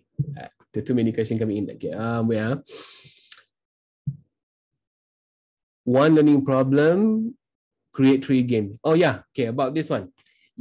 My suggestion to you would be 1 major problem and then 3 games. That would be easier for you. I mean, like more manageable. If you want to have 3 learning problem, like 1 for each game, you can do that too. But I mean, you have to consider the time, okay? Because the deadline is 31st March. Takut nanti tak sempat kalau you too many problem kan. But if you can delegate the task well, because you are working in group of 5, then you can go ahead. Kalau nak 1 learning problem, 1 game pun boleh terpulang. But basically we need the 3 game, minimum 1 learning problem lah, of course, right? Minimum 1 learning problem and then 3 games. 3 game tu bukan minimum, 3 game tu memang 3 saja. Bukan minimum, bukan maksimum, memang 3 saja. Okay. Each pupil is responsible for presenting a game with audio. Each pupil. This one. How to put it? You don't have to like force a student to present. How to put it? Present the game. In the video. Depending on your creativity. For example, if you are the one who want to present, you can ask the pupil to kind of act out or demonstrate. Right? They can be demonstrating. They don't say anything, but they just demonstrate. But you are the one who are doing the explanation. It can be done. Meaning to say, we don't want to limit like, oh, the student must be presenting, because we know the challenge also, because at the moment, it will be hard for you to meet them, you know, and to properly discuss. So up to your creativity in this part, but hopefully all 5 will be, meaning to say dalam video too, we can see all 5 lah. Maybe not everyone is talking, right? But we can see everyone involved in the video. Maybe, you know, 1 could be holding, you know, demonstrating the thing, and then 2 take turn to explain and all that, depending on how you want to divide. We don't want to restrict that, right? If one of the team is shortlisted, is it okay to provide more and better ideas in the prototype, or just fix to the idea mentioned? Now, once you are shortlisted, right? Once you are shortlisted, you have to produce the prototype for those 3 ideas that you have proposed. You can do minor adjustment or minor improvement to the idea, but not a totally new one, because it will be you know, I don't think you have the time to come up with a new one as well, because the time frame is going to be very crucial factor now. You have about 3 to 4 weeks, kan? So you may not have time to come up with a totally new one. So we only suggest you to, if you want to do it, you just do some minor changes. You can do some minor changes, but not a totally new prototype, right? Not a totally new one. I hope I understand that, Titanium, your name. Boleh share sekali lagi idea yang ditunjuk tadi tak, yang ada game? Oh, you mean this is not really game yang tu. This was from workshop. Yang ni contoh daripada workshop saya. So what happened is, kalau you have nowhere to start kan, kalau you tak ada idea nak start kat mana, normally kalau dalam design thinking process, you can find some inspiration dulu. So contoh kalau ni, I letak, and then I put here Jenga and all this and all that, just to get some inspiration of how you can use the concept of Jenga, but then you are teaching something else. Contoh yang ni, ada yang each Jenga piece would have an action that the mana ni? Lari dah pula. Sekejap. Sekejap lagi tak. Okay, anyhow, I can read some here. Like some use Jenga to create a full essay. Let me see yang science tadi. Prepare a list of questions and let people answer the question based on the number on the block. Ni contoh lah yang simple. Like contoh dalam Jenga ni ada nombor, and then you have some science question. If they answer it correctly, then they can proceed putting another one. If they answer wrongly, then the turn forfeited. I mean, they have to pass the turn to someone else. Ni contoh, but it's very simplistic punya ideation process. This is a good start. You get what I mean? So this is a good start. Then your team will have to think further, like what else can be done to improve this game concept. Maybe you don't have to use Jenga altogether, use something else, but you can get some idea from all these existing games yang ada. Okay? This is just sample lah. Macam yang ni, find the imposter, tapi imposter dia ada verb, you know. So each imposter is holding one verb. This is for those yang teaching language lah, but you're teaching science, so it could be science and mathematics, or it could be something else. Okay. So sometimes it's good to look at your traditional game and whatever game you have, just to get some inspiration, all right? And then you bought your own idea lah. Okay. Official letter regarding this competition from JPN will be sent to school. I think it has been sent. This one I have to check with JPNS. It should be sent already, because this one is under JPNS. All right. I will check. Yeah, Elaine, and anything I'll announce in the Telegram group about the letter. What else? For prototype, can we use? Yeah. You can use. I think I showed you just now, right? All those recycled items. This one. Where was it just now? Yeah, all these are all recycled item anyway. So that's why my point here, if possible, zero cost. If possible, for now, don't try to invest yet, because you are not doing the final submission. You are pitching your idea. You get what I mean? So normally in idea pitching, you don't have to spend first, just to tell people your idea. Once we are convinced that your game is interesting, and very fun, and then we will give you the money to proceed with the prototyping, right? Later for the top 10 lah, for the top 10 team. Yang not selected for top 10, you can keep your idea first. Maybe you can join for other competition. All right, or maybe we will decide later. Who knows? Maybe we'll select more than 10. Let's see if the ideas are really, really good, right? And we might consider more than top 10, maybe. All right. Okay. When is the next workshop? This one, I think we will announce in the Telegram. I think it should be Friday, but I'm not sure. The next workshop is actually on research. How to put it? The action research part. This is for those yang akan top selected lah. But we thought maybe we just inform everyone. All right. So you can just join the workshop for the next one. But it's meant for those yang dah shortlisted nanti. Because for now you don't have to submit any action research punya report. It's meant for later. But since no harm, you can join first, and who knows, you got selected, right? You don't even know whether you got shortlisted. So good to listen and join the workshop. It's going to be not a long one as well. Yeah, we will share the recording nanti dalam Telegram. Okay, we will share the recording. Yep, we will share the recording. Don't worry. Pertandingan ini di peringkat negeri atau peringkat negeri, right? Peringkat negeri. Dah ada. These are all. In fact, the one that why you are told to join is because it's approved by JPNS, and it was JPNS who kind of initiate reach out to all the PPD and all that. I think I will check again whether the letter has reached all school. By right, it should be. Right, by right, it should be, because it's totally under the provision of JPNS lah. Nanti I will check, and then I will inform in the group whether the letter is out or not. By right, all schools should have received this. Okay, but we were told ada yang diinform melalui WhatsApp atau Telegram sahaja. So I'm not sure as well. Sepatutnya because the last how to put it, the last session was with PPD, right? So I'm not sure. Surat jemputan sudah terima ya. Nanti I think the kelulusan everything I'll check whether it's provided. Okay. Any other question about this, just in case? So all the resources nanti, apart from the Telegram group, please also pay attention to this one. Yeah. Where was it? This one. This link. So anything I will also announce in the Telegram group. I mean, the team will also announce in the Telegram group, and any material we find useful, we'll put it here. Okay, or any question you want to ask, just ask in the Telegram group or ask us directly. So we'll be more than happy. But I want to repeat one thing, is the deadline, yeah. Deadline. Takut nanti you all terlupa.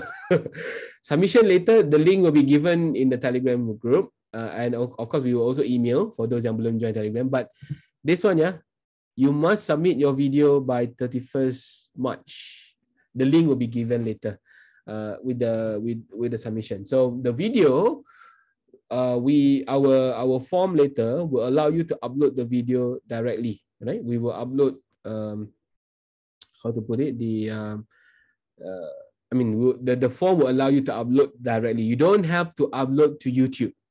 Okay, you don't have to upload to YouTube or anywhere yet. Just submit your video to us. because I think we want it to be kind of like a bit confidential juga, because we don't want you to like lose out on your idea. Who knows, people pick up your ideas if you upload to YouTube too fast, right? People can steal your idea and all that, and all your ideas are copyrighted to you, right? All your you know, whatever you created is copyrighted. Your ideas should be copyrighted to you unless you copy somebody else lah. Okay, all right. Video format, yeah, we prefer MP4. The maximum capacity is 1080, but I think try your best to stream it to not more than 200 megabyte. But if it's too big, you can let us know. Not more than 200 megabyte, maybe 200 to 300, around that should be okay. But if you have any difficulty uploading, just let us know lah. But the best format is MP4, right? I will probably, maybe I'll just give you the details in the Telegram on the format. I mean on the maximum resolution and all that. Okay. Video tu termasuk PowerPoint. Up to you. Your video can be with the PowerPoint. Boleh sekali dengan PowerPoint, meaning the PowerPoint is, you know, you put it inside, or you want to do video on your own style, right? No PowerPoint, tak ada PowerPoint, boleh. You can split if you want to. Terpulang. Meaning the video would have its own content, or the learning problem, and the the ideation process, and then the game, the explanation of the game. If you don't want to use PowerPoint, it's fine, right? Like I mentioned tadi lah, ada yang tanya tadi. Okay. So the video format, I mean the style of recording, it's really up to your creativity. You can do like a normal drama style or whatever, but the whole content should be the same, right? The top parts of the content should be the same. Taklimat hari ini dapat dianggap kredit dalam SPLKPM. I think can, but you take note first. After all, we will submit your registration list yang hadir ni kepada JPNS. So don't worry, we will inform JPNS juga pasal this one. I think whether they inform, saya pun terlupa nak tanya whether they register ke tak dengan SPLKPM tu. But anyhow, don't worry. If you register when you join the Zoom, your record has been captured. But let's say dia rasa you tak register. This is for teachers only, yeah. For students, you don't have to worry. For teachers, if you think you didn't register just now, when you get the Zoom link, you can just PM us in Telegram lah, alright? Yeah, I think you just isi sajalah, Nanti kita bagi tahu GPS to do it, okay? Game tu boleh digital like gunakan, boleh. Game tu boleh. You can gabungan digital and then boleh. So contoh ada 3 idea tadi kan, 3 idea. It can be one non-digital, one digital, depending. Boleh campur-campur. Tak semestinya semua tu all physical, right? Depending on your creativity. Yang pokok pangkalnya, your game, your game tu, the 3 ideas will be able to attract the judges. I mean, will be able to convince the judges yang game ni memang sesuai untuk pengajaran dan pembelajaran, and at the same time menarik, right? And you know, fulfill all the criteria lah. So you don't have to worry whether it's digital or physical, asalkan you meet the interesting part and also the criteria that we already given you lah. Kan criteria tadi pun ada dibagi tadi. So just follow the guideline a bit. Okay. So boleh gabung. Okay, no problem. Boleh gabung. Ada lagi soalan lain? Yeah, you can do. You can mix even. You can even mix. Like I show you guys now. Like I mentioned just now. You can see here just now the one I show you, right? This is non-digital physical game in a way. Like this one, the card could be physical, but this is digital, right? This is digital. Topik boleh mix, boleh. Topik boleh. In fact, if you can show us you do some multidisciplinary macam yang betul merentas curriculum tu, dah lagi bagus. Asalkan the bottom line is the learning problem tu clear. Kalau you nak buat di kalau you nak buat di science and math, for example, right? Then the problem is clear lah, right? Why do you have to mix? Ataupun maybe you do one for science, one for math, is fine because it's still within the scope, can. Meaning you have two learning problem. Do digital is like this. Digital game is like bukan digital game yang the complicated computer game. Digital means the digital format. Macam ni lah. This is using PowerPoint and audio and all that. These are all digital because dia tak ada dalam bentuk physical. Kalau you nak guna tools, you can use the one that I put it in the tu. Tapi we don't encourage you to use the template blindly lah. Mana tadi? Ada yang tahu benda ni. Ya, Genially. Alright, kalau if you go to Genially, of course, dalam Genially ada template for games. But like I said, kalau you want to focus more on the how to put it, more on you nak dapat markah for creativity and all that, then you shouldn't be using the template blindly lah.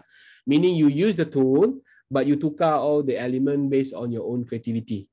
Alright, you design your own story, you design I think I repeated this many times. You don't have to be digital. It can be physical and digital. Terpulang, right? Terpulang. So you can have a mix as well, right? I think I repeated myself many times on this one. The game idea can be in the form of physical or can be in the form of digital, right? Terpulang kepada creativity masing-masing. We don't limit. So kalau you rasa you tak pandai sangat nak gunakan all these digital tools, you can do the physical one as shown in this example tadi. Nanti you refer to this slide balik lah, I think it's clear. Macam game ni, dia physical, tak ada langsung unsur digital.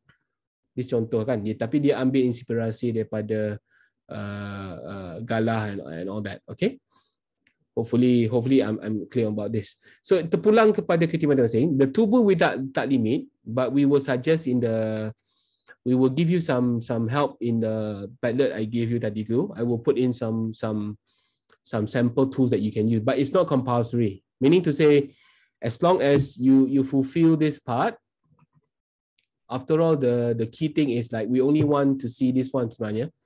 Mana tadi? Sorry, supposed to be the slide. This one. Asalkan you fulfill the needed component here, which is the games, and it can be, I mean, the ideation process and then the game, which is, it can be anything, right? It doesn't have to be full prototype yet. Okay, again, not full prototype. Bukan, jangan buat the real thing yet. Okay.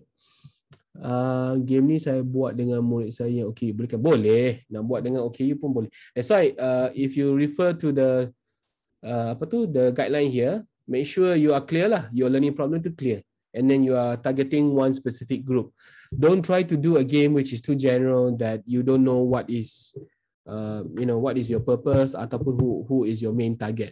All right. Should the learning problem based on the syllabus go? No, but it would be best if you can align to the syllabus itself. Tapi if you think you have other thing that you notice could be helpful, right? Let's say if you notice contoh dalam subjek tu ada elemen yang tak ada dalam syllabus, but you think it's interesting or very important for the student to learn, then you can do that, right? Tolong share semula slide yang ada guideline tu. I think it's all here. I think this is the 4th time I pasting this, and then nanti I letak dalam Telegram juga. Okay. Semua dalam ni. So I think you need to spend time, jangan kelang kabut dulu, spend time, balik nanti ataupun later, go through this. Okay, ada criteria, ada video template, this is semua dalam ni. Okay, semua dalam ni. Take your time. Okay, link tu ada.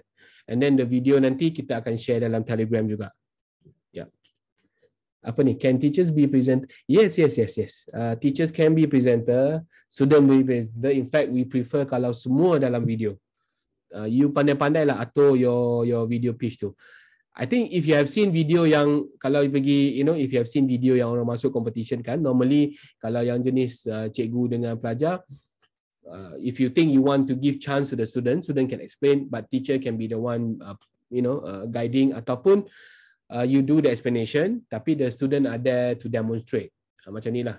That's why I put here, involve every member in the video if possible. Tapi tak perlu semua bercakap kalau you tak nak. Contoh only 2 person are talking, the 3 are just helping to demonstrate pun boleh. Alright. So terpulang pada creativity masing-masing, but teacher and student are allowed to explain. Okay. What else? I think same question. Ada lagi tak question lain?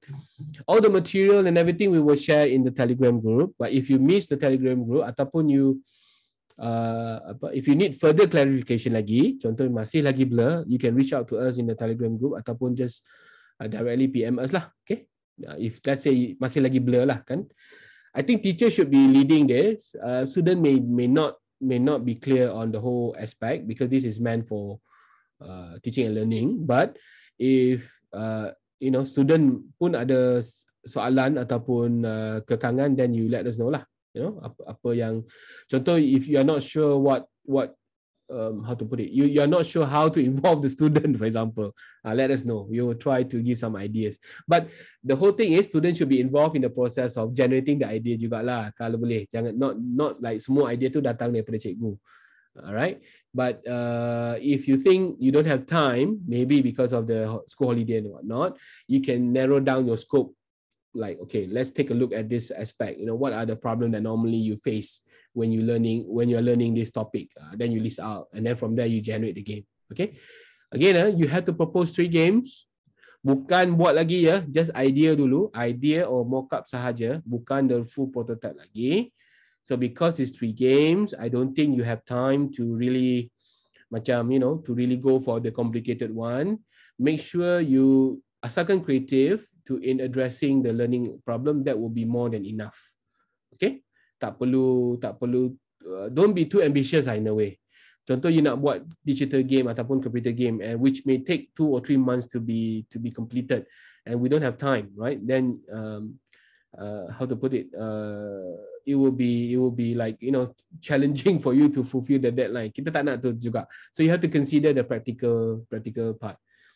If our group encounter some problem, I hope sure, no problem. Just in a Telegram, just PM us. We'll try our best to help. If you want to go all digital, all 3 game digital, go ahead. We don't limit like that's why this competition is a bit unique in a way. We don't limit you on like on certain way of doing the prototype, because we want to see the co-creativity part. We don't want to nanti semua sama. Contoh kalau I kata semua kena submit slide macam ni, semua guna slide yang sama, then it doesn't feel like you are creative enough, right? But this is just a guideline in terms of the content only.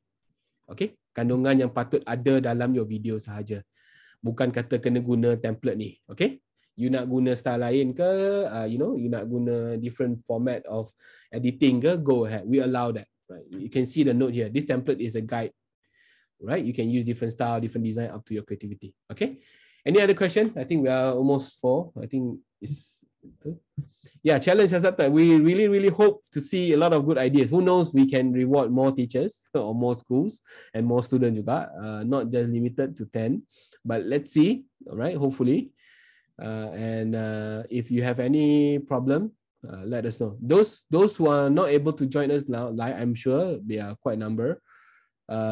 Just pay attention to the Telegram group and to the video. Last question. If our team is a bit blurred about the ICT subject that we chose during the residency, can explain a bit of it? I don't get you. If our team is a bit blurred about the ICT subject that we chose during the residency, can explain a bit of it? What do you mean? What do you mean there? In terms of can explain a bit on what? On the registration? ICT subject, I'm not sure. After this meetup, any meetup again? Workshop. There should be one more workshop on action research. But let's say if you need a bit of help on some idea, just feel free to buzz us in the Telegram group. But of course, how to put it? We cannot do it for you lah. Don't ask us to do it for you because this is a competition. Or you mean like some topic in ICT? Or you pick ICT? The ICT should be the topic that some schools are having this ICT subject in school, right? So maybe you can cover some ICT topic like literacy, like how do you search for information, information searching on internet, or how you identify fake news. What else? How do you make use of digital learning tools? Those are under ICT. Yeah, if you want to go for ICT, or you want to focus more on using some, like the robotics and all that, you can. But then I'm not sure whether you have time, right, to focus on that. This ICT, the one that in the form is actually meant for schools that have the ICT subject. I think they don't call it ICT. I can't remember what they call it. Technology, I think. But if your school don't have that and you would like to take a challenge to explore the ICT part, then you can take a look at what is relevant to your student lah. To your group of students. Maybe they don't does programming topic in a can robotic can But as long as you have time, you know what I mean? You have to consider the practicality because you only have about 3 4 weeks. If you want to do robotics, you want to use Arduino, IoT and all that, go ahead. This is all under ICT, all right? All under ICT. Is there any showcase workshop on game making like before in Unima so that we can take a look of ideas? That will come after the competition because I think the planned one will be in May or maybe in May or in June. By then, I think the competition is over. But if you need some inspiration, that's why I told you later on this page, I will put more inspiration here. I know you need inspiration, so I will put more inspiration here. Link to all the past event, maybe the one that we had, or maybe all the all the idea that you can refer to lah. All right, but we how to put it? We hope that you can come up with some original ideas too lah. No, don't limit yourself to the existing one. But I know the challenge is always the inspiration. Where don't know where to start, right? Tak tahu nak start kat mana. So we will try our best to put the thing here. Telegram just now. Where was it? Let me just find this on Telegram group. I think I misspelled the link. Is here. This is Telegram. Those of you who are not in Telegram for the competition, just join. You can ask your student to join too if you want, but then maybe they won't really benefit from the process because more of the coordination come from you, right? So yeah, but you can invite your student to join the Telegram group if you want to. Okay, any other question? Right. This page later on, I'll try to put more resources. Yeah, this is just sample, but the critical thing will be here: the workshop material, judging criteria, and build template. Yeah, time's up. Yes. Okay. If no more question, that's it. Any further question, please feel free to ask us in the Telegram. Okay. All right. Thank you very much, everyone, for the participation in this workshop. And then the next workshop will inform you again in the Telegram group and also your email. Do check your email. I think that only the leader will receive the email. So the leader can send it to all the members. But in the Telegram, anyone can join. I mean, the team members can join, not limited to the leaders. All right. Thank you very much. Take care. And anything, do communicate with us from time to time. Thank you so much. See you again.